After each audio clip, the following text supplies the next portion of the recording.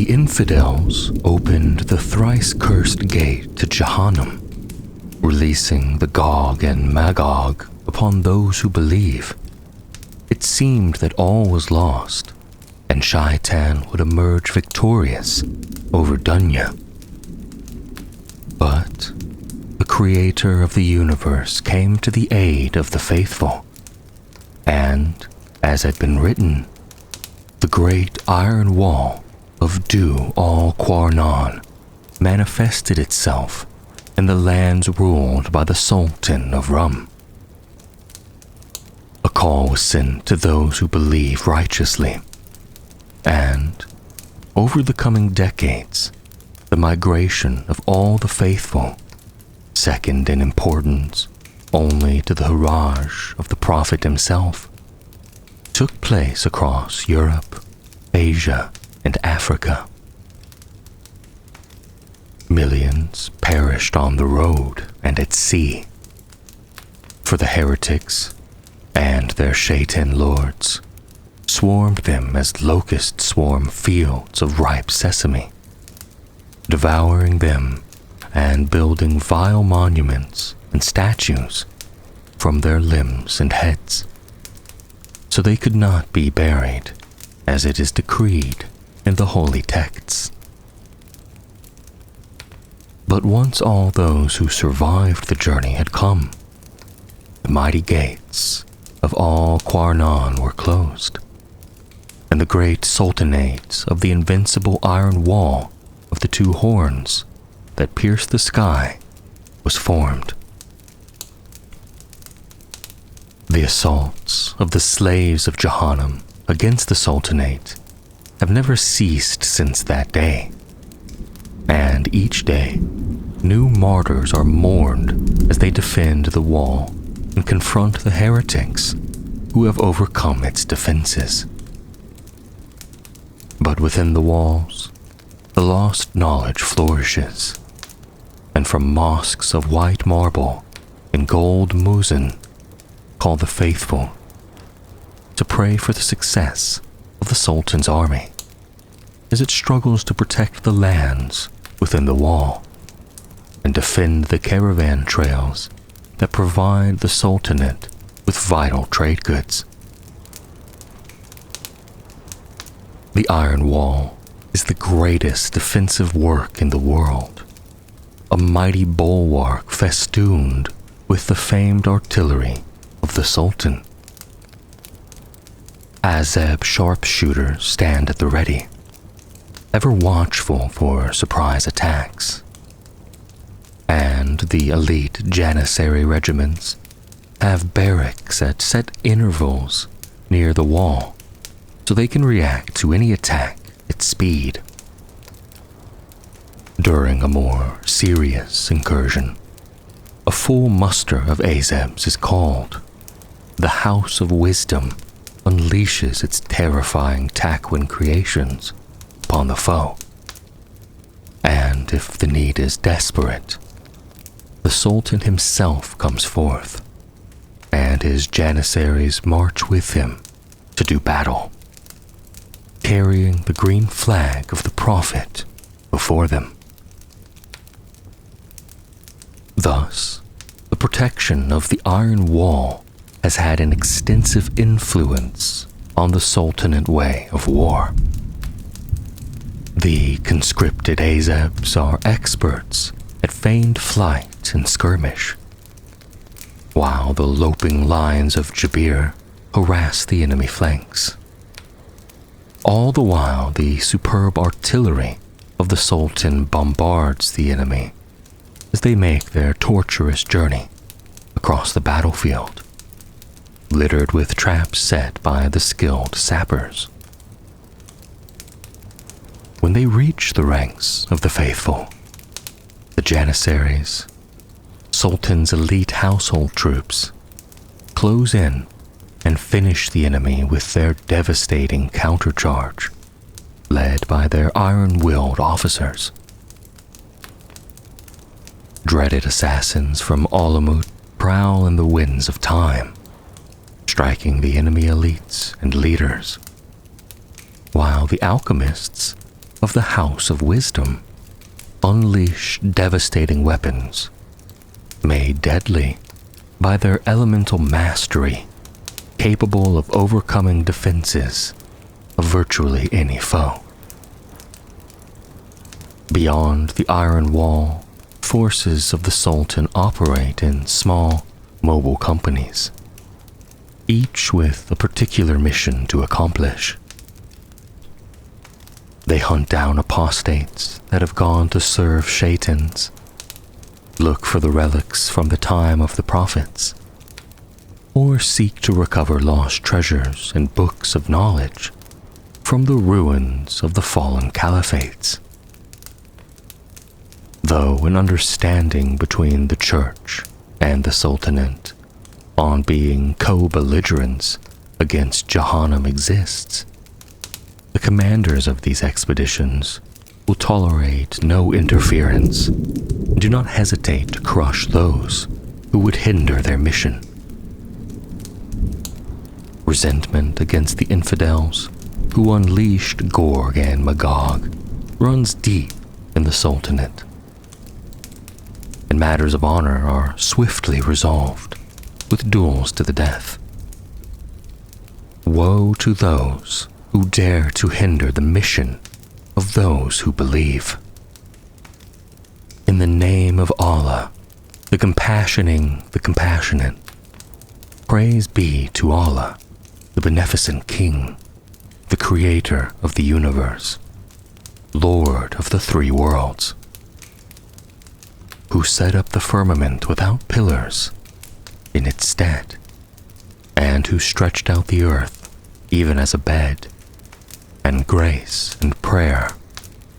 Blessing be upon our Lord Muhammad, Lord of apostolic men, and upon his family and companion train. Prayer and blessings enduring in grace, which unto the day of doom shall remain. The Janissaries are the Sultanate's elite warriors, raised from childhood in the arts of war. Captured during raids upon the desolate northern and eastern marches beyond the Iron Wall, they are subjected to rigorous martial training and indoctrination from an early age.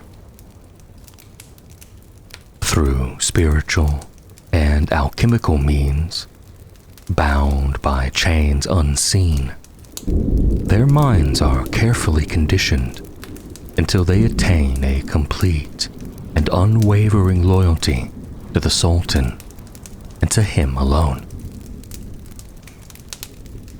Their physical attributes are augmented by potent elixirs created by the mystic Jabirean arts. Their ornate armor is forged from the metallic formula that the alchemagi of the Sultan gleaned from the very iron wall that protects the Sultanate from their enemies. These soldiers are also protected by powerful talismans crafted by the blind thaumaturgists from the school of the meteoric omen. Armed with Jezzail rifles, hand mortars, Yatakan blades, and a devotion carved upon their very souls, the Janissaries are formidable opponents indeed. On the battlefield, Janissaries excel at storming enemy strongpoints and trenches, crushing elite formations and acting as the bodyguard for high-ranking individuals. Though the Sultan uses them sparingly beyond the Iron Wall, since they also form his personal bodyguard, some Janissaries are sent to the front line to bolster the cause of the Sublime Gate. In the middle of the mud, blood, and dust of the trenches, their richly decorated panoply of war creates a beautiful and frightening spectacle as they charge the enemy lines, with total conviction that paradise awaits those who fall in righteous battle. In the fabled Sultanate of the Iron Wall, deep beneath the golden gardens of Damascus, through the cavern of the Sleeper, and past the 7 gates of potentiality, are the vast laboratories and metaphysical factories of the alchemists. Using the mysterious Jabirean process called Takwin, the alchemists are able to create artificial life and produce all manner of strange, wondrous beasts and automatons to delight the masses of the souk and grace the gardens of the Sultan. Deeper still, in the darkest and most secret reaches of the alchemy complex, past the 7 hidden gates of actuality, are the sanctums where the art and science of Takwin is honed to its most keen and deadly purpose. Here, they make the dreaded Lions of Jabir.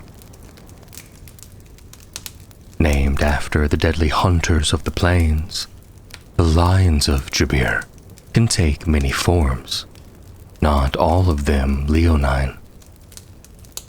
Each one is a unique masterwork, and they are grown according to the skills and artistry of the Jabirean scientist that created them. The esoteric arts the alchemagi employ are learned through study of forbidden books of Solomon, and many alchemists are killed when their experiments fail or run amok. However, the Lions are in desperate demand by the army of the Sultanate, so the program continues, regardless of cost or casualties. Creating the Lions of Jabir is extremely difficult, and there are endless variables to consider.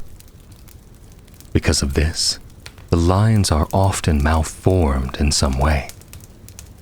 Though still magnificent hunters in war, their malformations often cause their existence to be one of constant physical pain and suffering.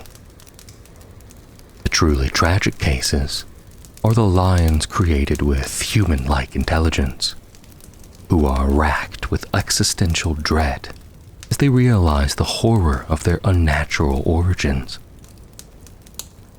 In battle, the Lions of Jabir are deadly threats and are used as a vanguard of the host of the Sultanate. The Sultan himself has a hunting pack of 77 enormous Lions of Jabir that guard him day and night and accompany him on the battlefield. The speed and the ferocity of the Lions is nearly unmatched, and some even have strange powers granted by their alchemical birth. Many have armor melded with the flesh and fashioned from alchemical metals, etched with cryptic seals and sigils, and richly embellished by the alchemists to hide the defects in their creations. The alchemists are the battlefield mystics and artificers of the great Sultanate of the Iron Wall. Schooled in the hidden knowledge of the legendary Smaragdine tablet within the House of Wisdom, admission is open to any with will and intellect deemed sufficient, be they man or woman. To become an alchemist is no easy task. They undergo many trials on their path to mastery. First are the countless lessons of the newly initiated, studying Jabirean corpus, translating the keys of Solomon, and learning all the fundamental disciplines of their primeval science. Only after 7 years of study under the watchful and exacting eyes of the High Alchemagi, is an aspirant allowed to attempt the 3 trials required for full membership in the order. The first trial is to create a suit of alchemist's armor, which protects against harm. This is an essential tool of their craft, festooned with the seals of Solomon, which enables them to bend the elements of creation to their will, and shields them even from the devices of hell. Next, they must create a Taquin servant, a homunculus creature of artificial life and intellect. If the candidate manages to follow the complex formula, as well as the intricate timing and temperature requirements, the creature will emerge after 40 days of toil. It will act as the alchemist's living tool of creation, for their hands have fine motor skills, well beyond even the nimblest craftsman. Vaguely shaped like a small human, it can change the consistency of its body to an almost liquid-like slime, to squeeze into alchemical chambers to do their master's bidding in extreme temperatures and in the fog of poisonous chemical fumes.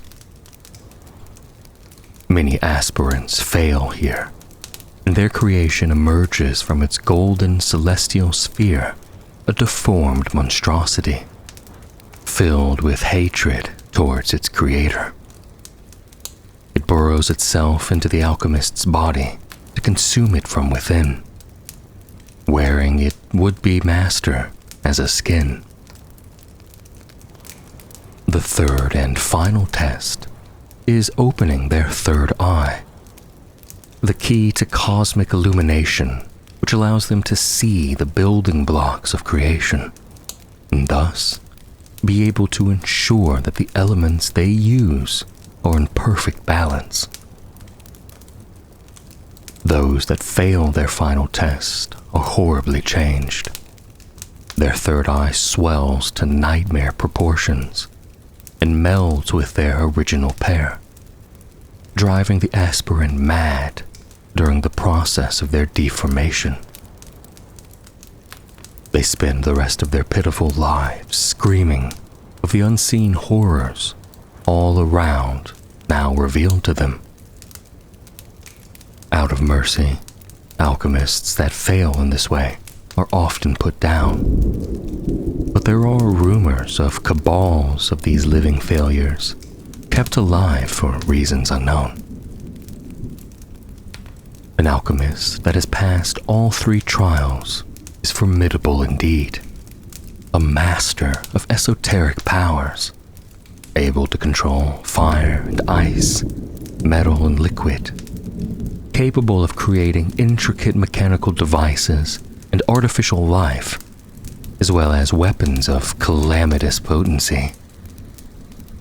In exchange for the freedom to practice their arts, the alchemists supply the Sultanate with the peerless Jabirean battle lines, and serve on the front lines where their devastating alchemical compounds melt the flesh from the bones of enemies of the believers, dissolving through even the toughest armor. They go by many names: ghost wolves, the secret knives, subtle vipers, the Sultan's wrath. Whatever they are called, assassins of the Sultanate instill terror in the hearts of even the most dauntless. Assassins are a legendary order of mystic warriors, notorious the world over for their esoteric arts and ruthlessness. Atop a forbidding mountain broods the Onyx fortress, Alamut the Unconquerable. Behind its shadowed walls, great secrets are hoarded by the ancient magi. Some say that the founder of the Order of Assassins, Rashid ad-Din Sinan, best known as the Old Man of the Mountain, still holds his court here. A preposterous rumor, naturally, since that would make him close to 8 centuries old. Though the Ismaili sect of assassins is seen as heretical by many within the lands of the Iron Wall, a pact forged between Sultan and the Mountain ensures that the war bands of the believers often include one of the supreme killers in their service. Assassins are able to bend space and time using sacred rituals and powerful hallucinogenics discovered by magi of the order. With this esoteric power, they prowl behind enemy lines, hunting their targets with merciless efficiency. They can seemingly appear in 2 places at once, strike an enemy with startling speed, and then travel back in time to a moment a few heartbeats before, safe from any retaliation. They do this in service of their Sultan, whose enemies they are charged to destroy in a form of ritual holy murder. To carry out this task, the assassins are painfully altered by many powerful unguents, chemicals, and potions. They stand much taller than a normal man and are many times as fast and strong. Though adept with all manner of weapons, assassins favor the poisoned blades forged in the unknown depths of Alamut. These weapons are imbued with the supreme poison, the milk of Manat, also known as the cup of death. A simple touch of these blades upon unprotected flesh is certain death, as the body of the victim turns black and rots from within over the course of several excruciating seconds. In chthonic chambers, deep below the surface, generations of young assassins are raised, where they are fed an awful, bitter diet rich with strange toxins. Generation by generation, their tolerance grows, until the blood of these willing vessels is drawn and then smelted into poisonous iron. The iron is forged into wicked, curving blades, and deadly spells of slaying are layered into each fold of the toxic metal. Finally, the red-hot blades are quenched in the venom of the pale, unnatural offspring of a basilisk and manticore. Thus, the blood of the first generations of assassins still lives to this day, growing more potent with each generation.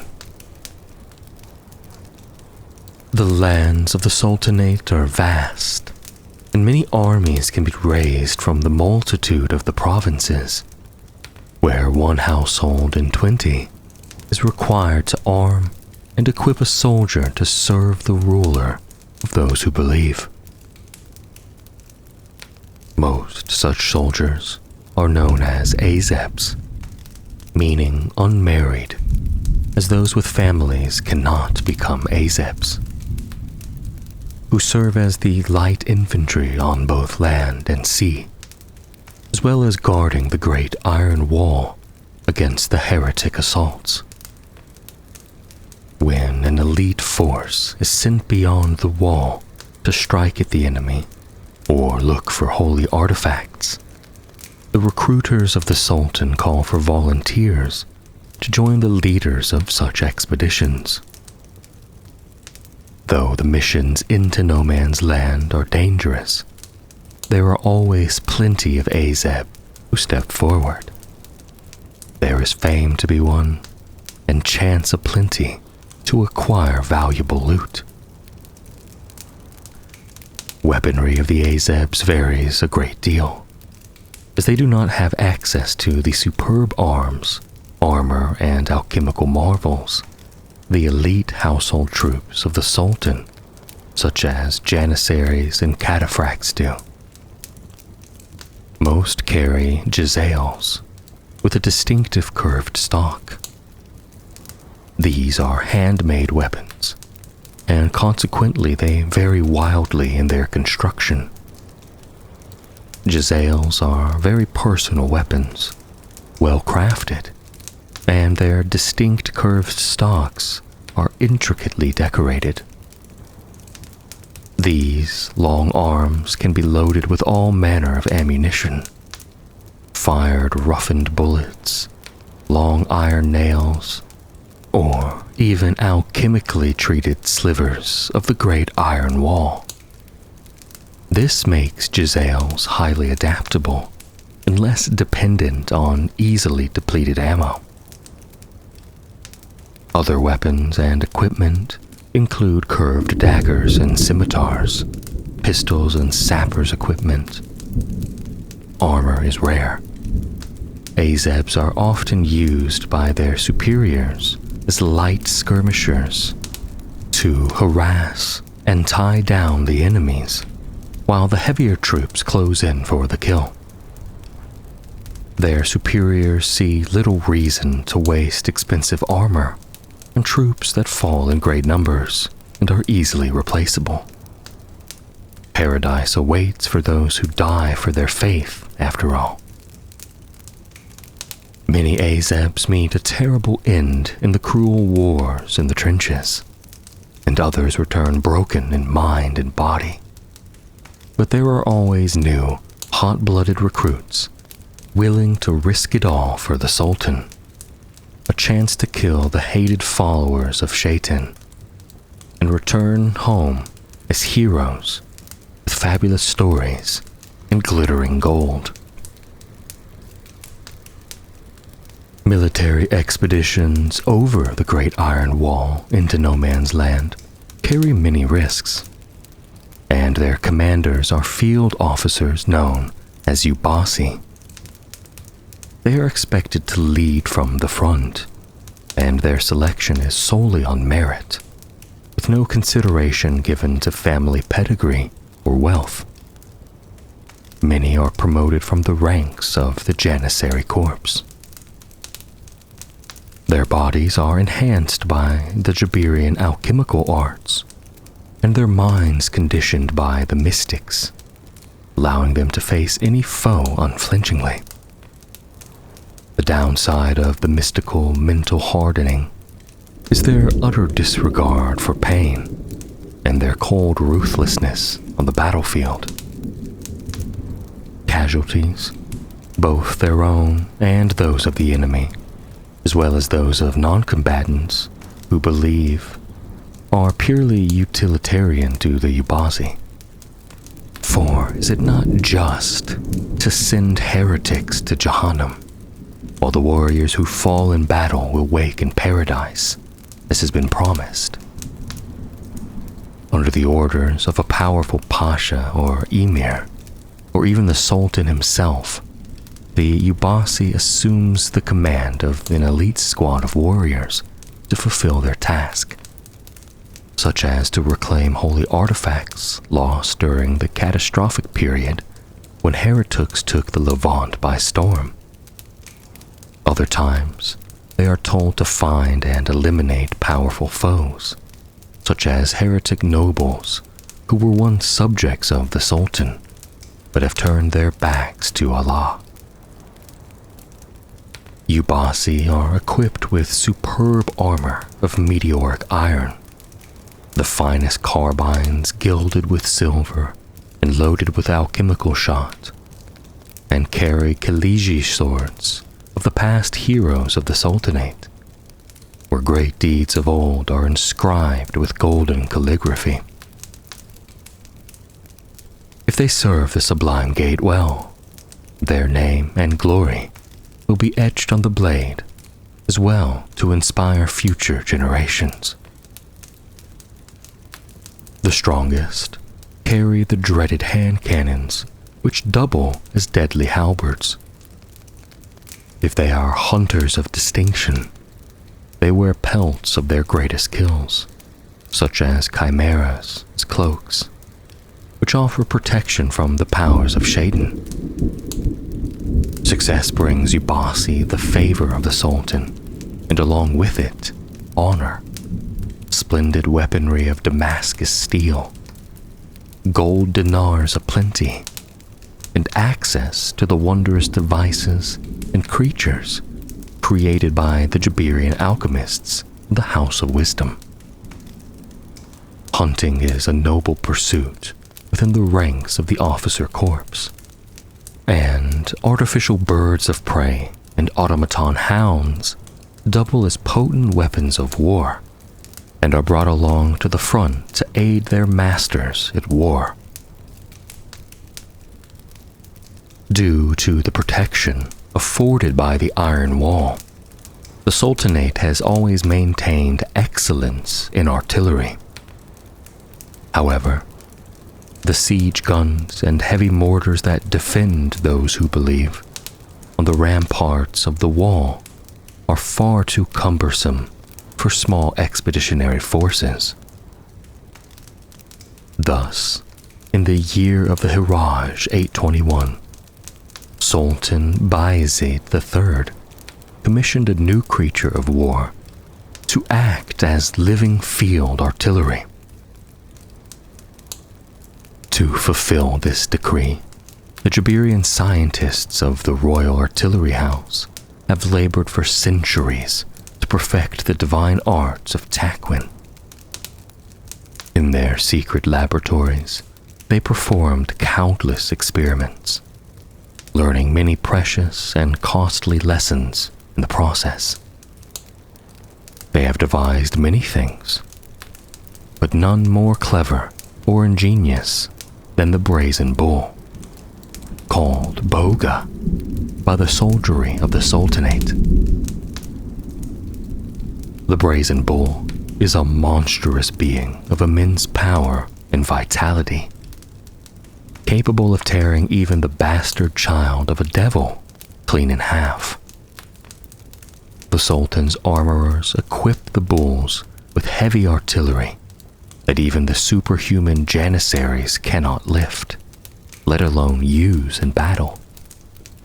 Flame cannons, volley guns, and holy blades blessed by the word of the Great Protector. Encasing its mighty frame is exquisitely decorated bronze armor of thrice hardened scales, covered in talismans of protection and the grace of the Creator. On the battlefields beyond the Iron Wall, the Brazen Bull is an awesome and terrifying sight. It is a single-minded, fearless walking bulwark, a tower and shield which the war parties of the Sultanate rally behind. Such is the power of their weapons that the very earth shakes with their pounding, disrupting the enemy advance even when they fail to slay their target.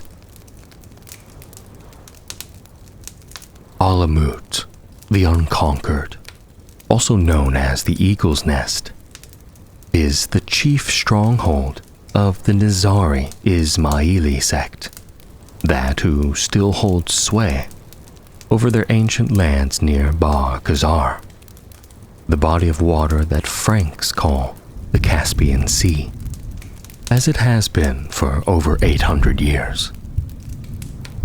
This mountain fortress houses the dread order of assassins. No deadlier killers walk this world, raised from childhood in the lethal and esoteric arts that bend time and space in service of their mystic and murderous craft. Many learned scholars of the Iron Sultanate's ulama claim that Alamut was left outside of the Great Iron Wall as a mark of Allah's disfavor for their Zandakah, their heretical religious views on religion. The mystics of the assassins sneer at this suggestion and maintain that the ever-preserving knew his children at Alamut would need no such protection, their own bravery would suffice.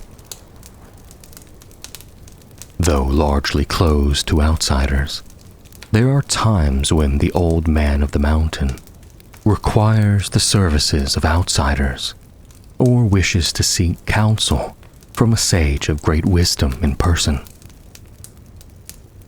Such individuals awaken to find summons placed by their bedside, delivered by unseen hands as they slumber. Summoned to the capital of Dalam, as the assassins call Alamut, few dare to refuse such an invitation. At the mouth of the valley, they are met by the servants of the order, who blindfold them to ensure they cannot learn the hidden paths to the home of the eagles. Such visitors tell of heavenly gardens, libraries that rival those of the House of Wisdom, and laboratories where philosophers, scientists, theologians, and sages of the Dervish Ismaili order debate a multitude of matters. Very few will speak of their audience with the master of the knives himself, the old man of the mountain, for fear of insulting their dread host. Of those brave enough to reveal details of their encounter, some describe being greeted by a youth full of vigor, an athlete and a warrior at the prime of his life, wearing a shining white cloak. Others, however, describe an ancient man with a long silver beard, stern and whip-lean, dressed in black, adorned with tiraz in the color of blood. Whether a result of a clever disguise or the mystic arts, no two descriptions of the countenance of the Lord of Alamut match each other. All accounts agree on one detail: a simple ring bearing a seal engraved with the symbol of the Holy King, who the Franks call Solomon the Wise, rests upon a chain around the neck of the Lord of Alamut. Rumors abound that this is the first and true seal given by Allah to the mighty king, giving him the power to command spirits such as Shayati and the Jinn. It is speculated it is the power of the seal that has kept Alamut safe all these years, despite Hell's forces holding the land surrounding Alamut and its hinterlands. Whatever the truth of the matter, no warband of the court of the seven-headed serpent has ever approached the citadel of Alamut. Beelzebub's unclean Order of the Fly recoils from the assassin's hinterlands, and no outbreak of the Black Grail has ever been reported within their domain. It seems that Hell's otherworldly powers are held at bay by some kind of protection capable of countering their goetic magic. Thus, the mission to conquer Alamut has fallen upon the mortal followers of Jahannam. Abaddon, the great prince of wrath, has promised a reward of eternal youth to any heretic warlord who captures the eagle's nest. Despite the overwhelming numbers of the forces of the heretic legions, all who have attempted to take the fortress thus far have failed. Many attempts to invade are thwarted in their earliest moments, as great heretic lords die in their tents to an assassin's daggers, or through poison in their meals. Others disappear without a trace, their painstakingly built alliances falling apart like chaff in the wind. Scarcely a decade passes without Alamut being assaulted, for there is no lack of ambitious heretic warlords. But the forces of Shaitan that have laid siege to its onyx walls have discovered that the fortress is all but invincible. The Alamut Valley, known as the Shirkuh, is bordered to the east by the Alamku mountain range. The Throne of Solomon and its entrance is a narrow pass, shielded by sharp cliffs and guarded by mystic standing stones. Besides this, the raging waters of the river, Alamut, make this entrance inaccessible for many months each year. Flanked by the iron wall to the east and west, any forces approaching come under a barrage of long-range artillery from its garrison, who gleefully exact a heavy toll on any would-be invaders. In the skies above, the airspace is protected and patrolled by the Sultan's flying ships of war, making aerial assaults impossible. Though no official documentation or declaration exists, the strategists of New Antioch widely believe that the Sultanate's indirect protection of the Alamut is granted in exchange for the services of the assassins. Alamut's natural and military defenses are not its only safeguard.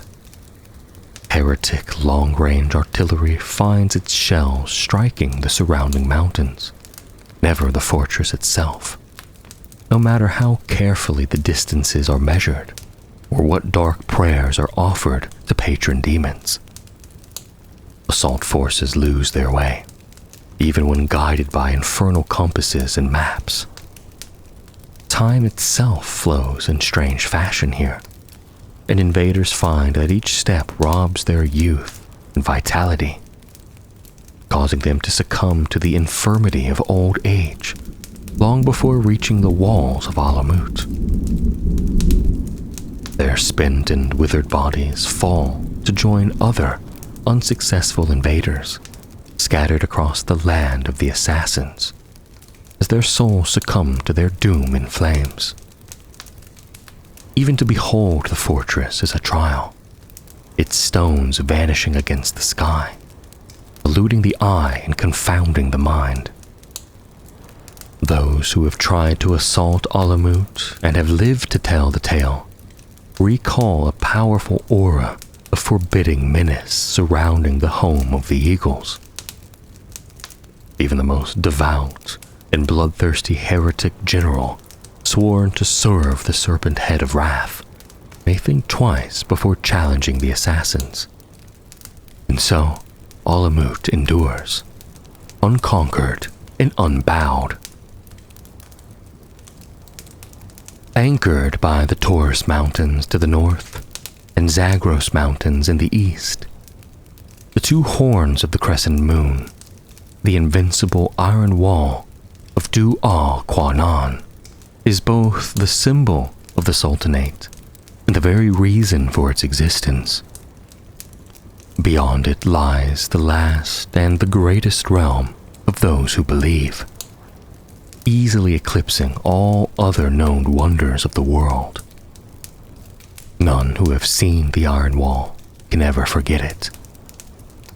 Despite centuries of artillery bombardment by heretic cannons, its surface is untarnished, glittering like a newly cast steel plating in the morning sun. And at night, the manifold gemstones embedded into its very structure light up in a wondrous show of color and artistry. Neither the wall itself nor its gates have ever been brought down, and while some enemies have made it across the wall to spread death and terror deep into the Sultanate proper, they have always been thrown back. The wall remains warm to the touch, for scorching magma still courses within. On the exceedingly rare instances when a terrifying weapon of hell has managed to crack its surface, the outpouring of molten metal within has brought a swift death to the invaders, and the rapidly cooling lava has then hardened to reform the wall. At regular intervals stand towers and bulwarks erected by the sultans of both past and present, specifically constructed to support the long-range artillery of the Imperial School of Military Engineering.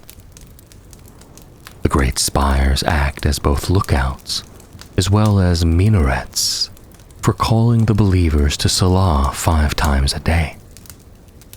These constructions, mighty as they may be, are not nearly as durable as the invincible iron wall. They are often under repairs or being rebuilt due to the horrendous damage heretic artillery and long-range bombers inflict upon them. There are 4 great gates, as well as many lesser ones, roughly corresponding to the 4 cardinal directions.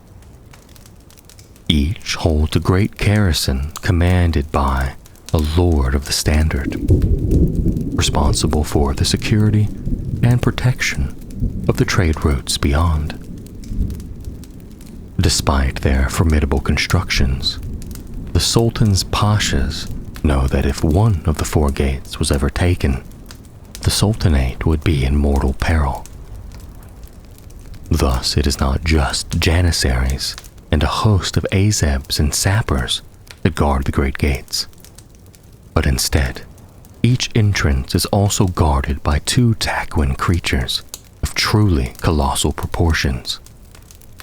Winged beasts with eyes keener than those of any hawk and claws that can tear a heretic tank in half with a single swipe. Their form was chosen in honor of the legendary Barak that once carried the Prophet. They are not only there to protect the gates with physical force, but also with their wit. Created with keen intellect, the Barak Takwin tests the travelers to the Sultanate with subtle but deeply sagacious, perspicacious questions and riddles, exposing heretic infiltrators and weeding out those who would bring harm to the believers. Due to their intelligence, the Takwin Guardians are well aware of the artificial nature of their being, suffering from the knowledge of their unnatural existence.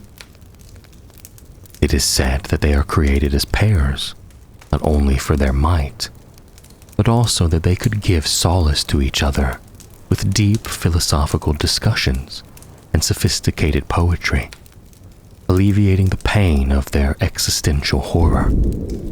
For they were created by a man and not by God, and thus can hold no hope of salvation. When there are no passers-by traveling through the gate, their low, rumbling voices echo across the wall as they debate the meaning of the 99 names of Allah, the nature of love, or past battles they have engaged in the many years of their existence. Creation and maintenance of even one of these mighty beasts cost the Sultan the yearly income of an entire Nahilah, and occupies the finest cadre of the alchemists of the House of Wisdom for a better part of 7 years. It is a price the Sultan is glad to pay for the protection of his people. The bountiful blessings of the Iron Wall are not limited to mere physical protection from the forces of Shaitan. The scholars of the House of Wisdom have labored for decades to create machines to help maintain and regulate the precipitation within the lands of the believers, as well as making Sultanate airspace exceedingly hard for heretic aerial forces to harry, due to the high winds that often whip above the spires of the Iron Wall. Here, wondrous devices trap the passing gales and storms, using them to guard their airspace against hellbombers and long-range reconnaissance planes.